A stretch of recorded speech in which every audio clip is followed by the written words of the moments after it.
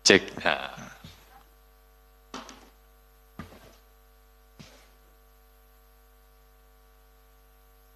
Baik, kita mulai ya teman-teman. Bismillahirrahmanirrahim. Assalamualaikum warahmatullahi wabarakatuh. Waalaikumsalam warahmatullahi wabarakatuh. Selamat siang menjelang sore yang kami hormati Bapak Deputi Bidang Penindakan dan Eksekusi Bapak Asep Guntur Rahayu yang kami hormati dan selalu banggakan. Teman-teman media yang terus mendukung dan membersamai kami dalam upaya-upaya pemberantasan korupsi melalui karya-karya jurnalistiknya, baik melalui tulisan, video, dan karya-karya lainnya. Pada kesempatan kali ini kami ingin menyampaikan secara lengkap terkait dengan kegiatan penyelidikan tertutup di wilayah Kabupaten Rejang Lebong, Provinsi Bengkulu,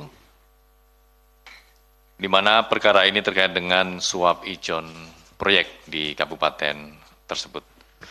Secara lengkap bagaimana kronologi, konstruksi, dan juga pihak-pihak yang ditetapkan sebagai tersangka dalam perkara ini akan disampaikan secara lengkap oleh Pak Deputi. Kepada Bapak Asep Guntur Rahayu kami persilakan. Baik. Terima kasih Mas Jubir. Bismillahirrahmanirrahim. Assalamualaikum warahmatullahi wabarakatuh. Selamat siang dan salam sejahtera bagi kita sekalian. Yang saya hormati dan saya banggakan Mas Jubir.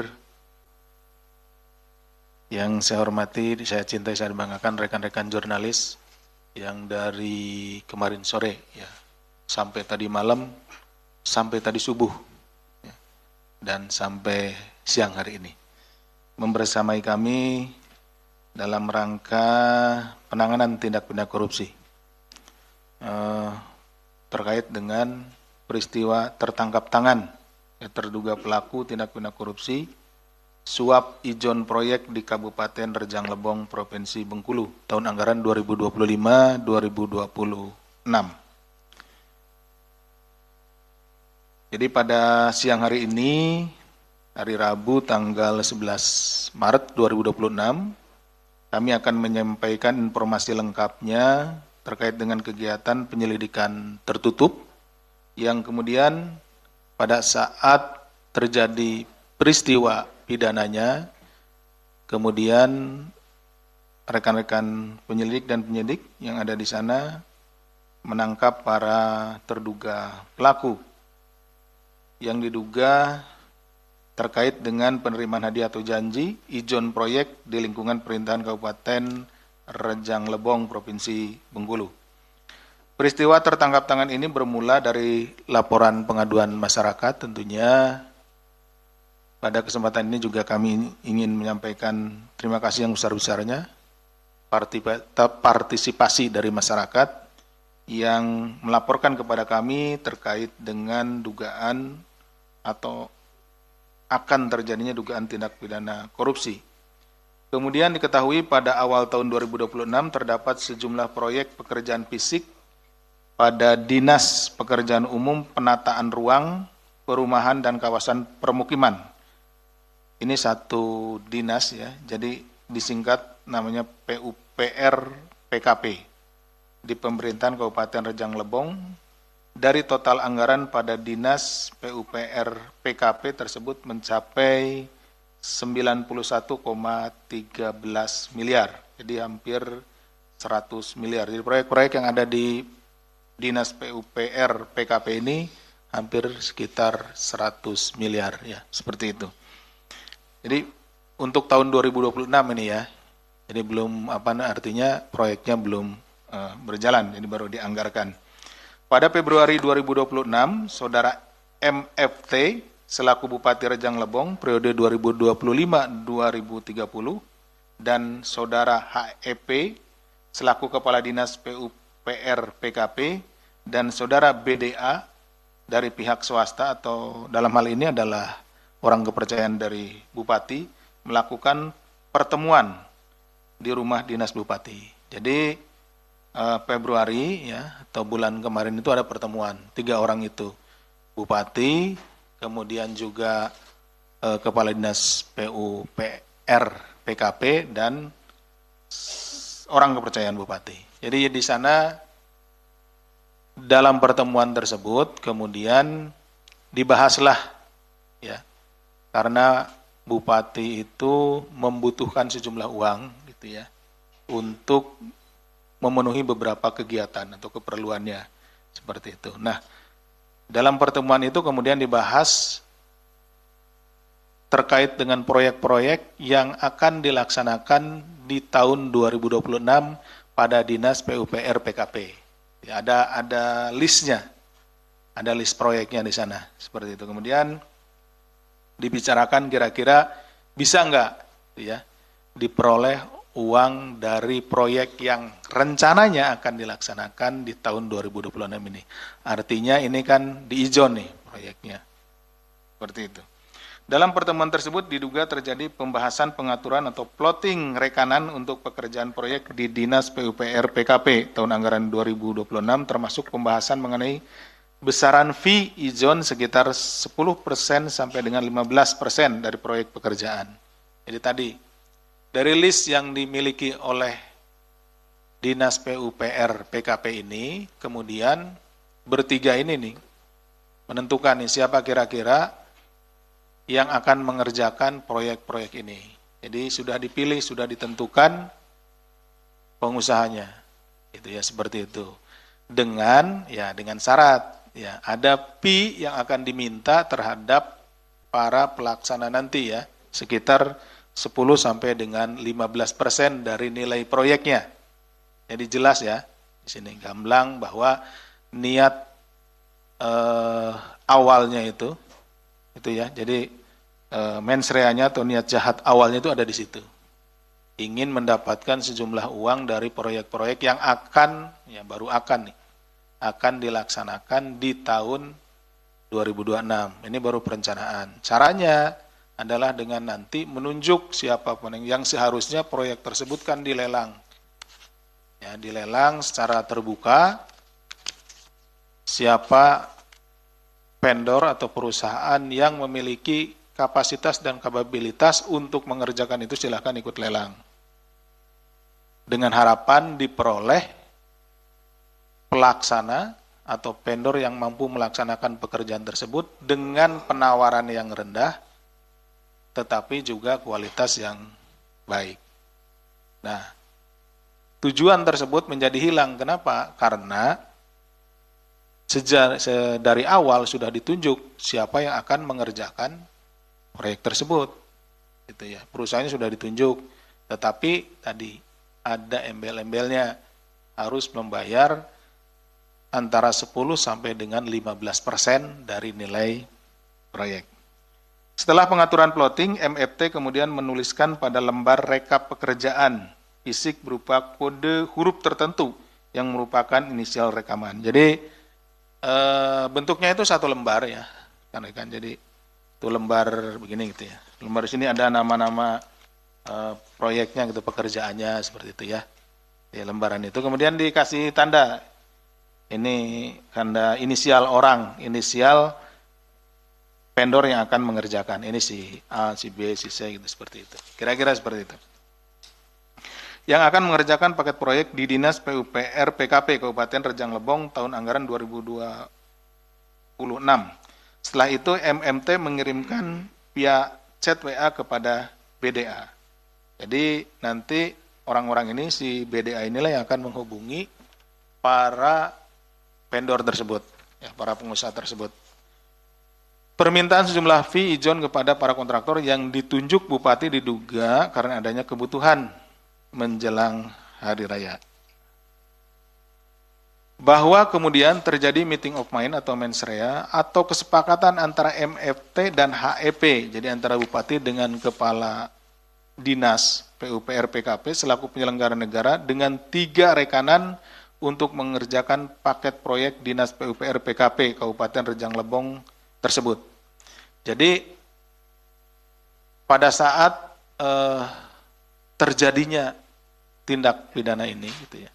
Kan kalau tadi disampaikan di awal bahwa tertangkap tangan sedang melakukan tindak pidana korupsi gitu. Dalam hal ini kan diawali dengan tadi adanya meeting of mind kesepakatan antara 3 orang ini, kemudian disampaikan kepada para vendornya ya. Setelah itu disetujui gitu ya oleh mereka, dan kemudian sejumlah uang ini diberikan atau berpindah dari vendor tersebut sebagai bentuk persetujuan atas keinginan dari saudara MFT selaku bupati, gitu ya, seperti itu. Ada 3 perusahaan, ya. Satu IRS selaku pihak swasta dari PT SMS, yang kedua EDM selaku pihak swasta dari CPMU, dan ketiga saudara YK selaku pihak swasta dari CPAA. Jadi di antara sekian banyak list pekerjaan tadi, kemudian nama-namanya sudah dibubuhkan, yang tertangkap tangan oleh petugas KPK, yaitu 3 orang ini nih. Jadi pada saat penyerahan dari 3 orang ini, dari IRS, EDM, dan YK. Setelah adanya penunjukan langsung tersebut, diduga terjadi penyerahan awal atas fee berupa uang dari ketiga rekanan kepada MFT melalui para perantara dengan total mencapai 980 juta, yang secara rincinya sebagai berikut. Pada tanggal 26 Februari 2026, jadi ini setelah digali ya informasinya, EDM dari CPMU menyerahkan 330 juta atau 3,4% dari nilai proyek berupa pembangunan pedestrian dan drainase serta sport center senilai 9,8 miliar melalui saudara HEP. Nah, tadi mungkin rekan-rekan ada pertanyaan. Awalnya kan dimintanya antara 10 sampai 15. Kenapa ini memberinya 3,4%? Jadi ini bertahap pemberiannya. Jadi jumlah 10 sampai 15% itu adalah nilai totalnya ya, sampai pekerjaan itu selesai. Nah, pembayarannya pun nanti pelaksanaan pekerjaannya itu per termin. Termin pertama, kedua, ketiga, dan keempat seperti itu. Jadi nanti pembayarannya juga atau pemberian nilai ijon itu yang 10-15% itu juga sesuai dengan pembayaran terminnya. Jadi ini untuk awal ya sebagai tanda jadi gitu ya. Itu untuk EDM memberikan 3,4%. Kemudian pada tanggal 6 Maret 2026, IRS dari PT SMS menyerahkan 400 juta, 13,3% dari nilai proyek berupa pekerjaan jalan senilai 3 miliar melalui SAG. Ya. Selaku ASN di Dinas PUPR. Nah, ini bertanya lagi, loh kok ini ada yang 13? Sudah ini ya tergantung kepada kemampuan keuangan dari masing-masing perusahaan. Ada juga yang dibayar sudah lunas gitu ya, atau lebih, misalkan 15 dibayarnya 13,3. Jadi nanti tinggal dia sedikit lagi untuk melunasinya. Kemudian pada tanggal 6 Maret 2026, jadi masih pada tanggal 6 Maret 2026, YK dari CPAA menyerahkan 250 juta atau 2,3% dari nilai proyek berupa penataan bangunan dan lingkungan kawasan stadion sepak bola senilai 11 miliar melalui saudara REN selaku ASN di Dinas PUPR PKP. Setelah mendapat informasi awal dari masyarakat, tim melakukan pengumpulan bahan keterangan tambahan, kemudian setelah mendapatkan kecukupan informasi pada pekan lalu atau sekitar tanggal 6 gitu ya, tim melakukan pemantauan intensif di wilayah Bengkulu ya sebelum tanggal 6. Dalam prosesnya, pada Senin 9 Maret 2026, tim KPK mendapati adanya proses penyerahan dugaan uang ijon. Jadi tadi setelah kita dapatkan informasi terkait pertemuan dan lain-lainnya, kemudian ada pemberian sejumlah uang, baru pada saat penyerahan uang ya yang dibungkus plastik dalam sebuah tas berwarna hitam, nanti rekan-rekan akan melihatnya. Kami akan perlihatkan kepada rekan-rekan yang dilakukan saudara HEP kepada MFT. Kemudian tim KPK akhirnya mengamankan saudara HEP dan SAG serta sejumlah pihak lain pada saat mereka sedang berbuka puasa bersama di salah satu restoran di wilayah Pantai Panjang, Bengkulu. Sementara itu secara paralel tim KPK turut mengamankan pihak-pihak lain di sejumlah lokasi, diantaranya di Bengkulu, Kepahiang, dan Rejang Lebong, karena ini terpisah-pisah ya tempatnya. Dari peristiwa tertangkap tangan tersebut, tim KPK kemudian mengamankan total 13 orang, di mana 9 orang diantaranya dibawa ke Jakarta untuk dilakukan pemeriksaan intensif di kantor KPK di Gedung Merah Putih pada hari Selasa tanggal 10 Maret 2026 sekitar pagi hari ya. Nah, dari 13 orang tersebut 9 orangnya adalah Saudara MFT selaku Bupati Rejang Lebong, Saudara HEN selaku Wakil Bupati Rejang Lebong, Saudara HEP Kepala Dinas PUPR PKP, Saudara IRS swasta PT SMS, Saudara EDM swasta dari CPNU, Saudara YK swasta dari CPAA, REN, ASN pada Dinas PUPR PKP, SAG, ASN pada Dinas PUPR PKP, dan BDA, swasta atau orang kepercayaan dari Bupati. Jadi yang dibawa ke sini adalah 9 orang. Ya. Dari rangkaian peristiwa tertangkap tangan tersebut, tim KPK turut mengamankan sejumlah barang bukti, diantaranya berupa dokumen, barang bukti elektronik atau BBA, hingga uang tunai. 5,8 juta dengan rincian sebagai berikut. Di dalam mobil HEP dengan nominal 309,2 juta, di dalam sebuah tas berwarna hitam yang berada di rumah HEP dengan nilai 357,6 juta, dan di dalam koper yang disimpan di bawah TV ya, di rumah SAG dengan nilai 90 juta rupiah. Tadi di depan disebutkan nilainya sekitar 900 sekian juta. Nah, ini mungkin rekan-rekan bertanya, kenapa nilainya sekarang jadi 756? Karena pemberiannya ada yang diberikan, sudah diberikan terlebih dahulu di bulan Februari ya, seperti itu. Dalam pemeriksaan intensif, KPK juga menemukan dugaan penerimaan lain oleh MFT melalui HEP dari sejumlah pihak dengan modus permintaan fee proyek kepada sejumlah rekanan yang mencapai total 775 juta rupiah. Ini permintaan yang lain ya. Ini di samping yang ijon yang tadi. Sehingga perbuatan ini duga merupakan hal yang berulang. Jadi sebelumnya untuk tahun anggaran 2025 juga terjadi hal yang sama. Ya. Jadi pertanyaannya kan begini, mengapa sih kok mau si pengusaha itu dijanjikan? Jangan-jangan nanti kan cuman PHP gitu ya. Janjinya tidak ditepati.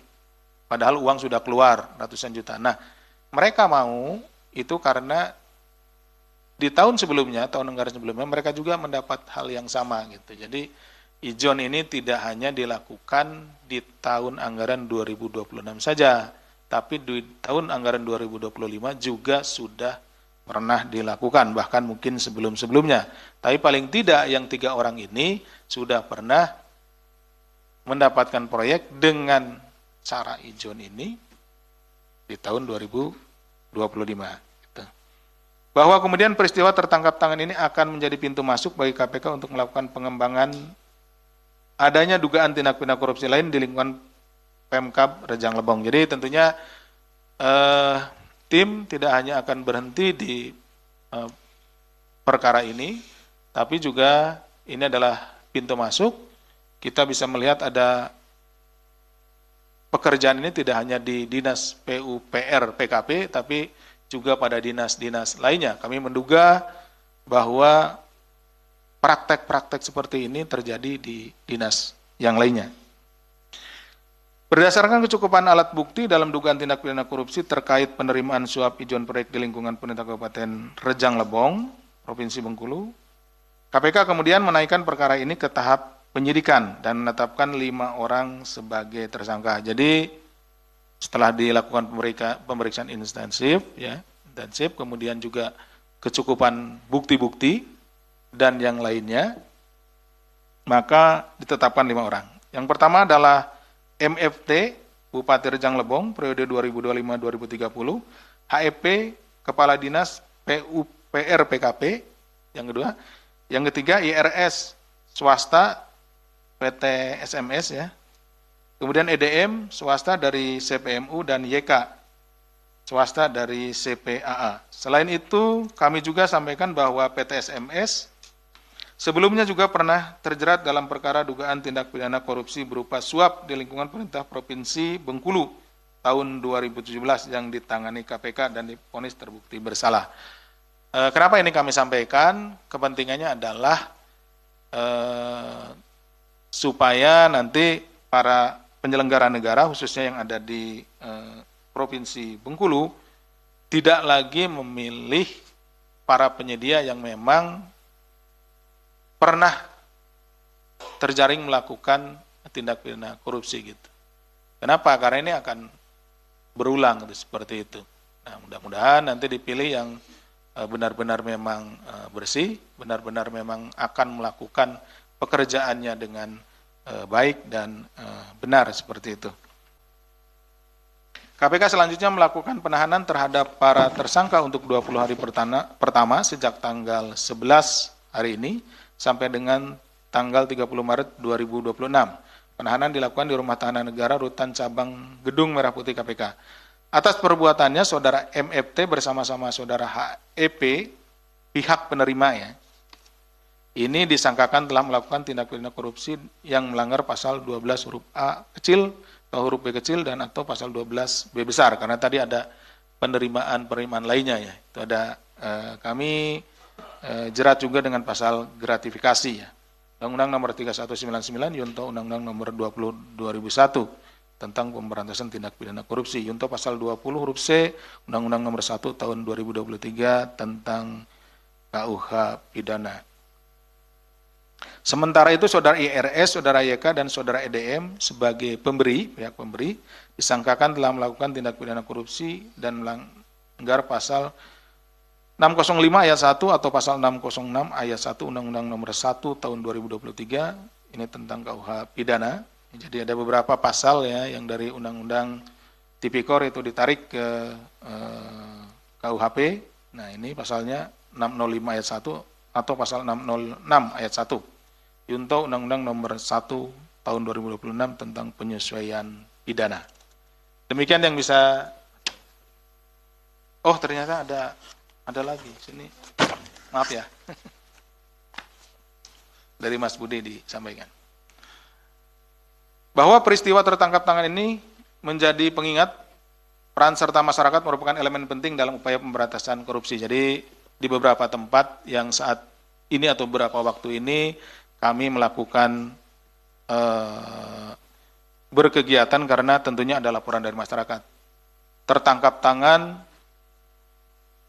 para pelaku tindak pidana korupsi ini tidak terlepas dari laporan dari pada masyarakat kepada kami gitu ya. Bantuan dari masyarakat melaporkan tentang terjadinya tindak pidana korupsi di daerahnya. Tentunya kami sangat mengapresiasi karena apabila dibiarkan tentunya akan merugikan masyarakat itu sendiri. Seperti infrastruktur yang tentu juga tidak tahan lama, kemudian juga kualitasnya buruk dan lain-lain. Dan itu akan tentunya yang menderita adalah masyarakat itu sendiri. Dan KPK memastikan setiap laporan yang disampaikan tidak akan berhenti sebagai catatan atau tumpukan berkas, tapi akan diproses dan ditindaklanjuti secara profesional di beberapa keterangan.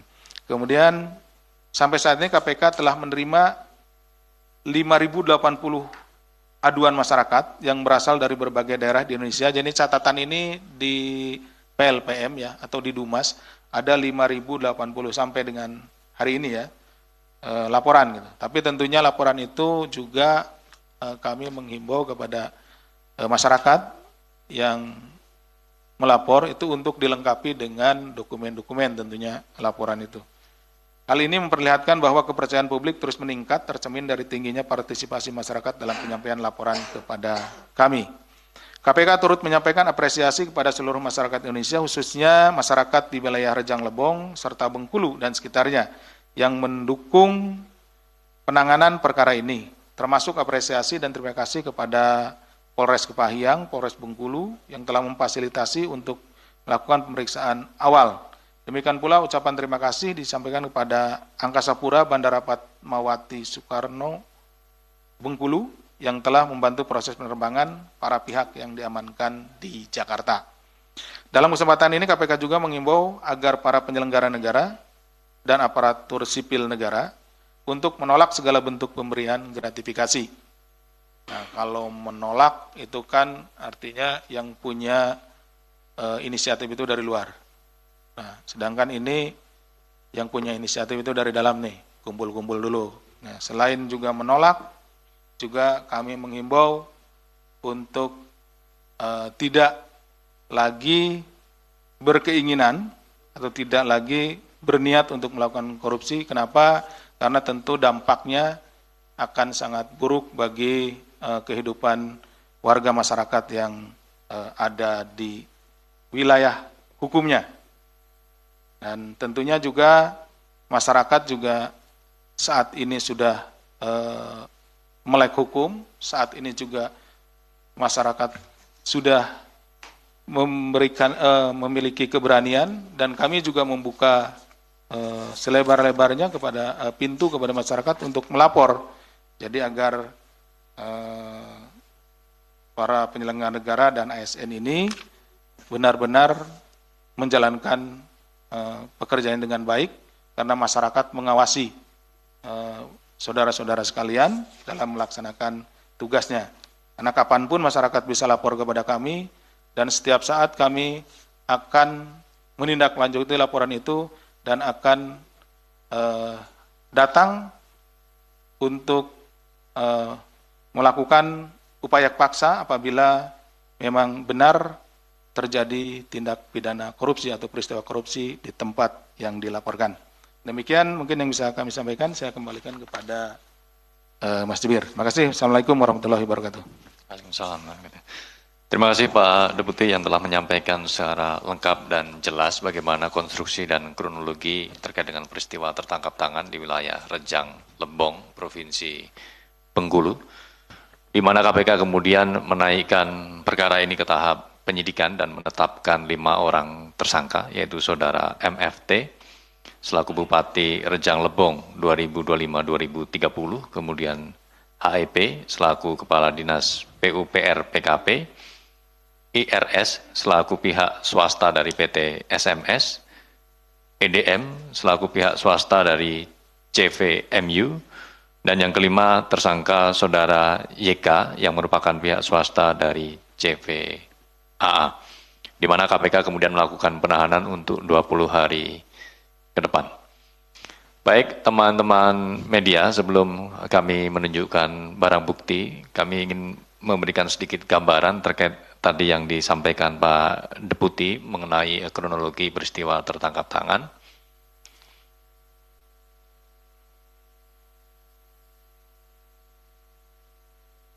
Belum muncul.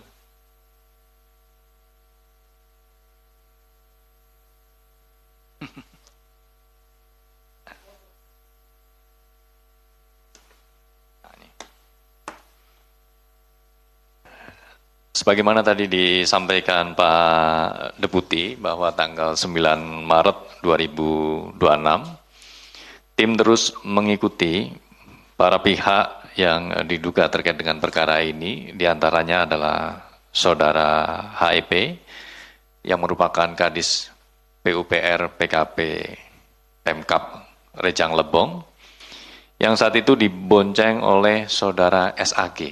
Nah, ini tim terus mengikuti karena diduga HEP ini membawa rangsel yang berisi uang, yang itu diduga adalah bagian dari suap ijon proyek dalam perkara dimaksud. Pihak-pihak ini kemudian sempat masuk di beberapa jalan kecil atau gang, dan tim juga sempat kehilangan jejak, ya. Namun kemudian tim mendapatkan lagi di mana yang bersangkutan HEP ini berganti, ya, kemudian menggunakan mobil. Nah, ini terus diikuti oleh tim. Kemudian sampai pada akhirnya tim mengamankan Saudara HEP ini bersama pihak-pihak lainnya saat berbuka puasa, di mana saat mengamankan Kadis PUPR PKP ini, tim juga mengamankan uang sejumlah 310 juta rupiah. Di slide berikutnya, yang paling kiri, teman-teman bisa melihat itu gambaran saat barang bukti uang tunai senilai 310 juta rupiah yang diamankan di mobil yang ditumpangi oleh saudara HEP. Itu terjadi sekitar pukul 6 sore. Kemudian berselang beberapa menit kemudian, tim juga mengamankan uang senilai 357 juta rupiah ya, di rumah HEP ini. Kita pecah tim.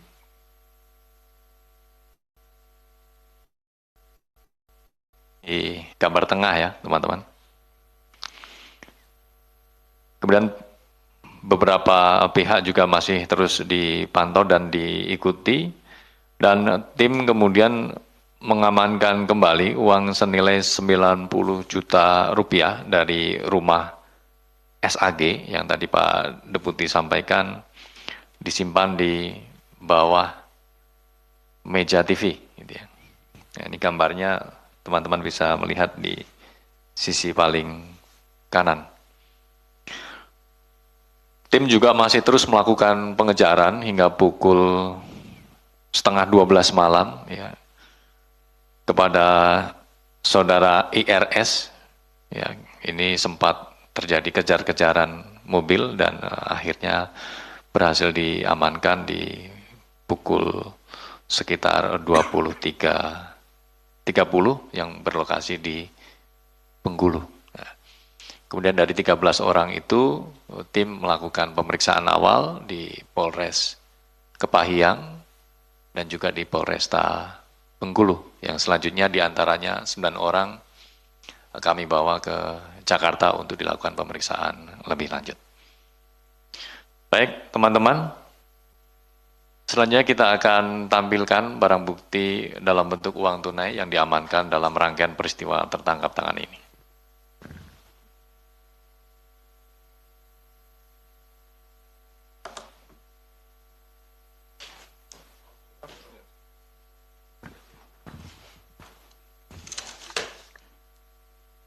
Saya bergeser dulu.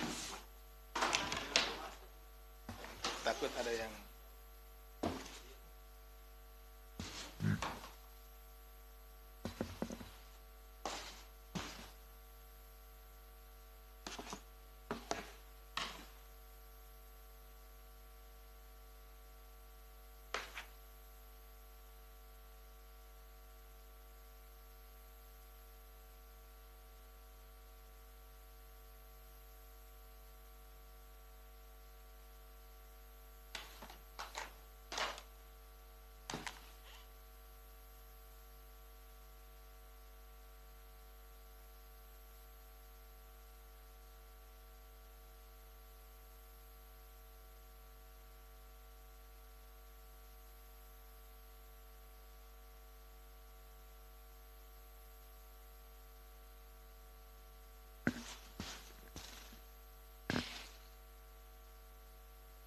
di amplop.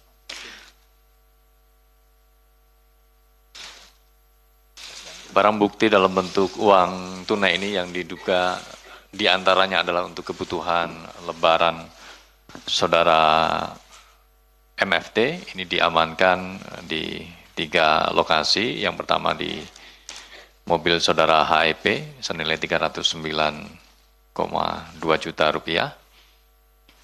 Kemudian di sebuah tas berwarna hitam senilai 357,6 juta rupiah, dan tempat ketiga yaitu di bawah meja TV senilai 90 juta rupiah. Sehingga total yang diamankan senilai 756,8 juta rupiah.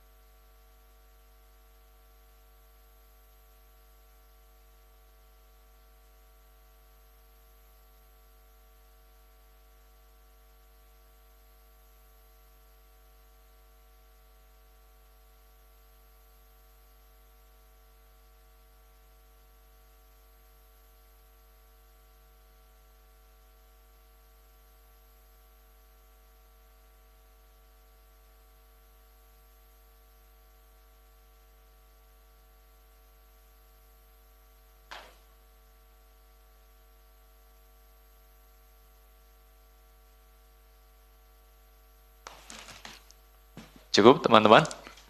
Baik, terima kasih.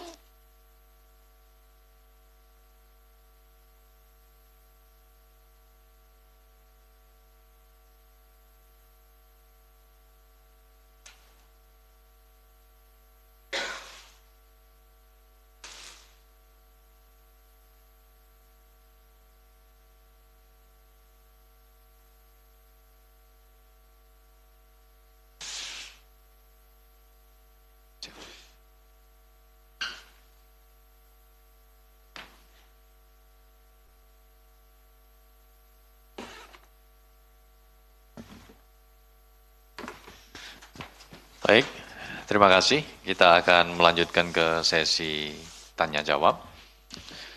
Sesi pertama kami buka untuk 3 penanya terkait dengan perkara ini. Kami persilahkan. 1 saja.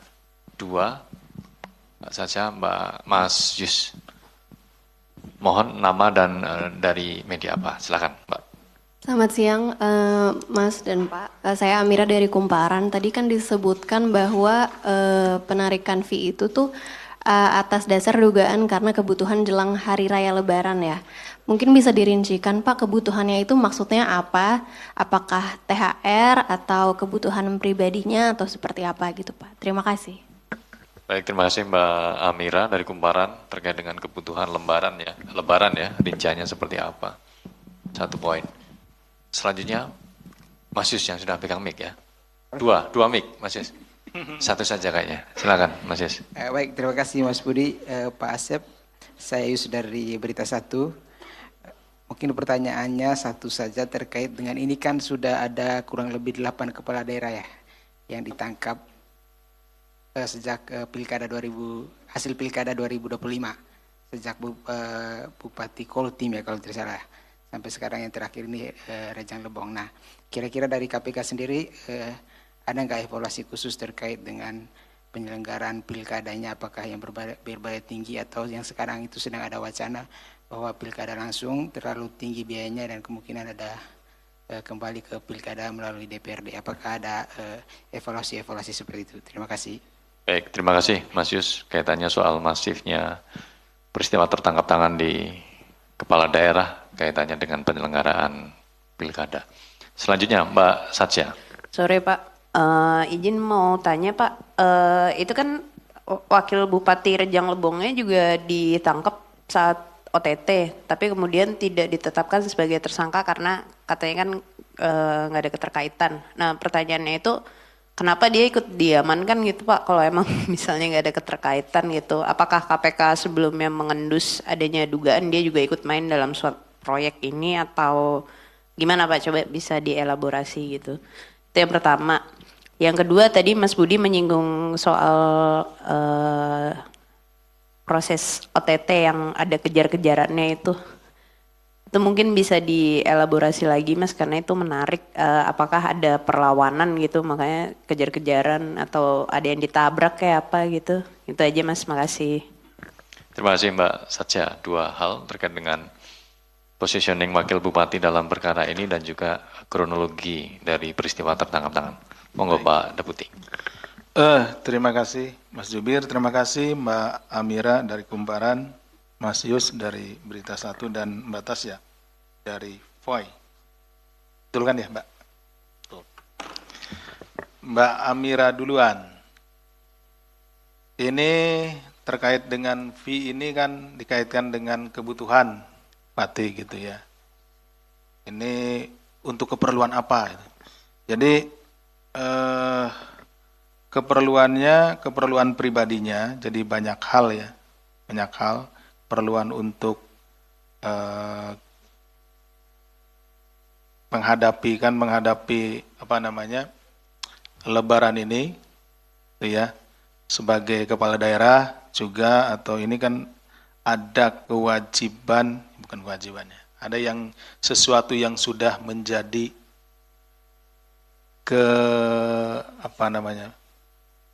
bukan kewajiban, jadi kebiasaan lah, THR yang kayak gitu kan, itu kan tidak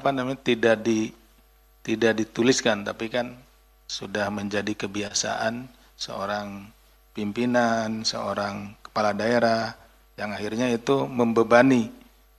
Masa pejabat nggak ngasih THR? Nah, salah satunya itu THR dan lain-lain. Termasuk kepentingan-kepentingan lainnya, karena di hari raya ini ya identik juga dengan berbagi. Tetapi tentunya kan diharapkan itu dari uang-uang atau dari kekayaan yang sah gitu ya. Nah, tapi mungkin karena kemudian belum ada uangnya gitu ya, sehingga untuk menutupnya ya dengan cara-cara yang seperti ini. Gitu ya. Itu ya Mbak ya. Kemudian Mas Yus, ini yang paling pas ini Mas Yus kayaknya. Berita 1, pertanyaannya 1. Kalau sempat tadi berita 1, pertanyaannya 2, nah kita pertanyakan. Berarti udah enggak berita 1 lagi gitu. Itu berita 2 gitu. Baik, dari Mas Yus ada 8 kepala daerah sejauh ini. Alhamdulillah sudah dihitungin ya sama Mas Yus. Ya, apakah ada evaluasi khusus gitu ya? Karena biaya pilkada ini terlalu tinggi gitu ya, sehingga untuk mengembalikan gitu kan, untuk mengembalikan biaya itu kemudian, nah, seperti itu ya. Sejauh ini belum ada hasil dari penelitian gitu yang mengaitkan kepada itu. Artinya terkait dengan biaya pilkada tinggi, kemudian yang terpilih ini pada akhirnya untuk mengembalikan biaya yang dikeluarkan melakukan korupsi kan gitu. Nah, perlu mungkin ini juga ada kajian-kajian yang seperti itu. Tapi ini juga menjadi pembelajaran karena pilkada itu kan bergulir setiap 5 tahun sekali gitu ya. Artinya ini sudah menjadi kegiatan yang terjadwal, terencana gitu, seperti itu. Nah, ini menjadi edukasi bagi masyarakat ya, kita di mana tentunya politik uang itu dihindari gitu ya. Masyarakat harus lebih cerdas dengan adanya peristiwa-peristiwa seperti ini. Semoga ini memberikan pembelajaran kepada masyarakat supaya masyarakat menjadi lebih cerdas ketika memilih kontestan ya di pemilihan umum itu. Jadi tidak hanya berdasarkan apa yang diterima atau apa yang diberi atau bersifat pragmatis, kasih lalu dipilih gitu seperti itu. Tapi benar-benar pilihlah yang berkualitas. Nah, ini seperti itu. Karena tentunya juga walaupun belum ada kajian yang mendalam korelasinya seperti itu. Nah, tapi ya ada dugaan gitu ya, Mas Yus ya. Nah, tapi mudah-mudahan lah nanti ada karena kita juga ada bagian monitoringnya ya. Jadi kita ada direktorat monitoring yang nanti akan memonitoring ini gitu. Ini pertanyaan Mas Yus sangat bagus, walaupun 1 sesuai berita 1. Nah, nanti akan kami sampaikan ke direktorat monitoring. Apakah ini ada korelasinya? Kalau ada korelasinya, seperti apa jalan keluarnya? Kan seperti itu. Kemudian Pak Tasya, yang pertanyaannya ada 2.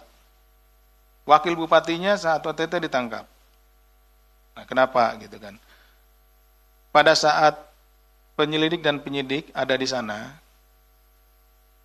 kuat dugaan bahwa karena bupati dan wakil bupati itu adalah satu kesatuan gitu ya, dipilih pada saat pemilihan itu kan satu pasangan gitu ya.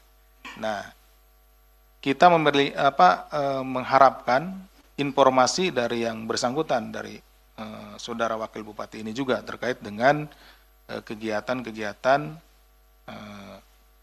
proyek-proyek yang ada di Bengkulu ini, khususnya di Rejang Lebong. Jadi kenapa? Karena tentunya wakil bupatilah selain dari bupati dan kepala dinas yang mengetahui juga terkait dengan tadi proyek-proyek tersebut. Nah, berdasarkan hal tersebut, maka yang bersangkutan kita bawa ke sini untuk diminta keterangan, gitu ya, diperdalam gitu keterangannya. Karena waktu di sana kan tidak cukup, kita juga terbatas waktu 1x24 jam, seperti itu. Kemudian proses OTT terkait dengan kejar-kejaran tadi ya, begini, Pak. Berdasarkan cerita dari teman-teman yang ada di sana, ya, bahwa di sana itu tempatnya itu tidak serapat di sini gitu ya, di Jakarta, tidak sekrodit di Jakarta. Jadi ketika mengikuti tadi seperti ada foto-foto yang naik motor gitu ya, itu diambil fotonya. Itu beberapa kali memang si yang diikuti itu aware gitu ya, tahu bahwa sedang diikuti. Akhirnya dia kan masuk ke gang, ganti mobil dan yang lain-lainnya. Nah, alhamdulillahnya dengan bantuan dari masyarakat, nah ini kan dengan bantuan dari masyarakat, dia masuk gangkung kita bisa dikasih tahu, gitu. Kata masyarakat, oh ganti mobil Pak, mobilnya ini ya, kita cari lagi gitu. Sepertinya. Jadi sangat besar tentunya bantuan dari masyarakat dan poin pentingnya adalah jangan pernah merasa aman-aman saja ketika melakukan kejahatan gitu. Karena kami akan ada di sana, masyarakat akan ada di sana, akan memberikan, kami berkolaborasi dengan masyarakat, akan menginformasikan ketika oknum-oknum ini melakukan kejahatan. Nah, jangan merasa tenang, karena suatu saat tiba-tiba tim akan datang untuk melakukan penangkapan. Jadi, berhentilah untuk melakukan kejahatan. Demikian mungkin Mas Budi. Baik, terima kasih Pak Deputi yang telah menjelaskan 4 poin pertanyaan dari 3 penanya.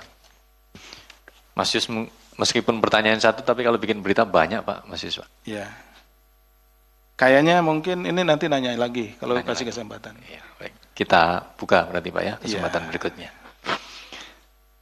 Baik, Mas Rio masih terkait isu ini? Satu aja. Baik, kita masih buka ya untuk perkara Bengkulu. Kami persilakan Mas Rio, ada lagi yang lain? Banyak. Oke, baik, ada 2. Silakan Mas Rio. Rio Antara, setelah KPK OTT Rejang Lebong ini, Wamendagri bilang kalau OTT ini tidak memberi efek kejut lagi kepada para kepala daerah gitu. Nah, ini tanggapan KPK seperti apa atas respons pemerintah yang bilang kalau OTT itu sudah mungkin tidak menakutkan lagi bagi para kepala daerah untuk korupsi. Terima kasih. Karena saking seringnya OTT gitu ya, tadi Mas Rio di depan. Oke. Tidak memberikan efek kejut lagi gitu ya. Oke, terima kasih Mas Rio. Mbak, Ya. mohon nama dan media. Saya nanya dari CNN TV, Pak. Mbak Meda ya? Naya, Pak. Naya. Mau penegasan aja, Pak, tadi yang soal wakil bupati, statusnya ini kan kemarin 13 sempat diamankan, apakah memang sudah dilepas atau artinya tidak menjadi tersangka? Kemudian apa alasan kuat dari KPK sendiri untuk tidak menjadikan wakil bupati ini sebagai tersangka? Terima kasih. Oke, baik. Status dari wakil bupati. Ada lagi teman-teman? Supaya ganjil sesuai jam, ini jam 3. Jam 3 ya. Oke, nggak ada. Silakan. Dari Mas Rio, Pak Deputi, terkait dengan Tadi saya pikir Mas Rio dari berita 1 saking juga. Ternyata masifnya bukan. OTT. Mas Rio dari Antara. Walaupun pertanyaannya 1 juga seperti Mas ya. Baik Mas Rio. Terkait dengan karena keseringan gitu ya, OTT sudah tidak efek kejut. Jadi sebetulnya tidak pernah terlintas di pikiran kami juga untuk mengejutkan mereka gitu. Tapi seringnya mereka terkejut ketika kami datang gitu ya. Gitu. Jadi kalau ditanya terkejut atau tidaknya, tanya yang ditangkap gitu. Terkejut nggak saat ditangkap? Terkejut. Nggak, jadi begini Mas Rio. Sebetulnya kait dengan OTT ini adalah hanya sebuah metodologi gitu ya. Metode saja. Intinya itu ya pemberantasan tindak pidana korupsi gitu. Jadi kami juga tidak tidak terlalu memikirkan apakah efek kejut atau bukan efek kejut, tapi dimanapun ada tindak pidana korupsi, kapanpun akan tindak pidana korupsi itu terjadi, kami memiliki kewajiban untuk melakukan penindakan, gitu, pemberantasan. Jadi seperti tadi disampaikan, yang ingin kami harapkan itu bukan efek kejutnya sebetulnya, tapi efek gentar dan jeraknya gitu. Kalau cuma terkejut kan, tapi terus melakukan lagi kan, ya ini. Jadi efek gentar itu gentar bagi yang sudah melakukan, nggak mau melakukan. Jerak bagi yang pernah melakukan, tidak akan melakukan lagi. Gentar bagi yang belum melakukan. Mungkin sekarang masih punya kepikiran ya, gitu kan. Wah, kayaknya bisa juga nih dapat ngijon gitu kan. Ternyata dengan ditangkapnya ini hilanglah niatnya tersebut kan gitu, karena wah gentar, takut gitu kan. Yang kita harapkan itu seperti itu. Nggak usah lah, nggak jadi.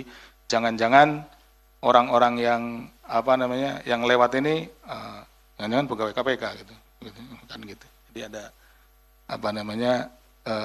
rasa takut untuk melakukan kejahatan. Bagus kalau bisa membuat takut untuk melakukan kejahatan gitu. Jadi walaupun tidak menimbulkan efek kejut lagi, kalau masih ada yang melakukan, kami akan tetap menangkap tangan. Dan bahkan tertangkap tangan itu bukan hanya petugas saja, siapapun juga boleh. Masyarakat melihat, ketika terjadi misalkan penyuapan, tangkap, dibawa ke aparat penegak hukum, ke Polres atau ke Kejaksaan, itu boleh. Gitu. Jadi tidak harus petugas dari KPK saja, rekan-rekan jurnalis misalkan melihat, mendengar sedang terjadi tindak pidana, tangkap. Karena menjadi kewajiban ketika tindak pidana itu terjadi, kita yang ada di situ yang mengetahui yang ini ya wajib untuk mencegahnya, wajib untuk melakukan ya aksi gitu. Salah satunya tertangkap tangan itu. Kemudian dari Mbak Melia ya. Nah iya, malum udah puasa, udah jam-jam segini itu sudah silau. Masih lama ya? Ya. Kenapa wakil bupatinya dari 13 dibawa ke sini 9, dari 9 cuman 5 dijadikan tersangka. Gitu. Yang lainnya kemana? Jadi begini Pak, penetapan tersangka itu berdasarkan kecukupan alat bukti. Dua hal yang ini adalah, satu adanya mens rea, niat jahat, dua ada fakta perbuatannya ya. Kalau gampangnya dulu Bang Napi bilang itu kejahatan terjadi karena adanya niat dan kesempatan. Nah, seperti itu. Nah, niatnya tadi ada kumpul-kumpul bertiga ingin dapat sesuatu kan itu ya. Kemudian fakta perbuatannya datang ke orangnya, disampaikan, nah di sana terjadi obrol-obrolan, oh iya sepakat ngasih duit, nah, uangnya dibawa, nah seperti itu. Nah, dari keterangan-keterangan itu kita penyidik diminta untuk saat menetapkan tersangka itu paling tidak ada kecukupan alat bukti, dua alat bukti minimal ya. Tadi ada perintah-perintahnya, di masing-masing orang ini kan saling menyaksikan nih. Yang bertiga ini saling menyaksikan yang ada di situ. Kemudian ada bukti uangnya, ada bukti di barang bukti elektroniknya, chat WA-nya dan lain-lain yang disampaikan. Nah, bukti-bukti itulah yang kemudian menempatkan orang-orang ini layak atau tidak sebagai tersangka gitu. Nah, yang dikembalikan berarti belum layak untuk naik tersangka atau dijadikan tersangka. Tapi apakah pertanyaan berikutnya mungkin dari Mbak ya, saya tambahin sekalian. apakah mungkin orang yang dikembalikan ini nanti jadi tersangka? Mungkin saja. Kalau nanti dalam pemeriksaannya gitu ya, keterangan-keterangan yang lain nih ternyata merujuk ke orang tersebut. Kecukupan alat buktinya ada gitu ya. Cukup. Ya, tentu kita akan lakukan upaya paksa. Ada namanya pengembangan penyidikan kalau itu ditemukan di penyidikan. Kalau nanti ditemukan persidangan, pengembangan penuntutan. Itu kan ditemukan peristiwa perkara baru, tindak pidana baru, dan ditemukanlah bukti-bukti yang merujuk pada orang tertentu yang belum jadi tersangka atau terdakwa, sehingga orang itu layak untuk mempertanggungjawabkan perbuatannya. Jadi bukan karena penyidik atau siapapun ya gregetan gitu kan dinaikkan, bukan, tapi karena benar-benar perbuatannya lah yang menyebabkan orang tersebut ditetapkan sebagai tersangka berdasar keterangan orang ataupun juga bukti-bukti. Demikian mungkin Mas. Baik, terima kasih Pak Deputi. Jawaban dari pertanyaan Mas Rio dan Mbak Naya. Tapi Mas Rio terkejut nggak kira-kira Mas Rio?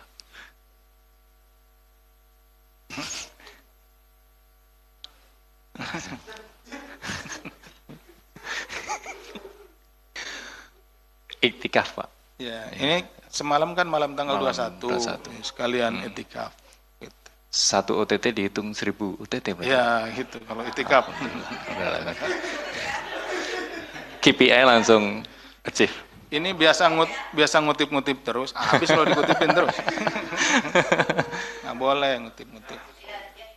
Baik, kita buka perkara lainnya. Satu Mbak Sasha, Mas Umam, ada lagi Mas Rehan. 3 dulu ya, silakan Mbak Sasha pertama. Selamat siang Pak Asep, Mas Budi. Pak, tadi kan pra-peradilan